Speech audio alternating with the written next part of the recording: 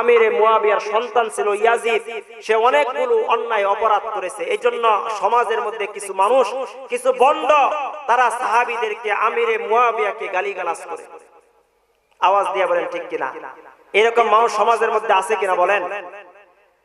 আব্দুল্লাহ ইবনে মুবারক রাহমাতুল্লাহি আলাইহি একজন হাদিস বিশারদ ছিলেন, বহুত বড় বড় বুজুর্গ ওনার ছাত্র ছিলেন আব্দুল্লাহ ইবনে মুবারক রাহমাতুল্লাহি আলাইহি।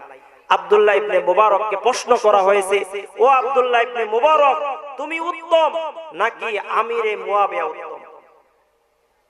আব্দুল্লাহ ইবনে মুবারক রাহমাতুল্লাহি আলাইহি রাগান্বিত হয়েছেন, তুমি কেন আমাকে এমন প্রশ্ন করলা?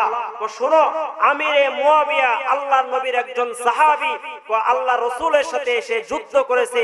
যুদ্ধ করার সময় ঘোড়ার মধ্যে সওয়ারি অবস্থায় তার ঘোড়ার পা থেকে যে দুলা বের হয়েছে, আমি আব্দুল্লাহ ইবনে মুবারক 100 আব্দুল্লাহ ইবনে মুবারককে একত্রিত করলে আমিরে মুয়াবিয়ার ঘোড়ার যে পায়ের দুলা ছিল সেই দুলার সমকক্ষ হতে পারবো না। বলেন না সুবহানাল্লাহ।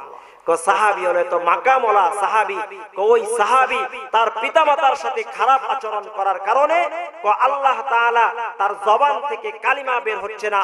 পিতামাতার সাথে তুমি উত্তম আচরণ করো, ভালো আচরণ করো, তোমার দুনিয়ার মধ্যে তুমি সফলতা অর্জন করতে পারবে, তোমার আখিরাত তোমার জন্য সহজ হবে। বলেন ঠিক কিনা?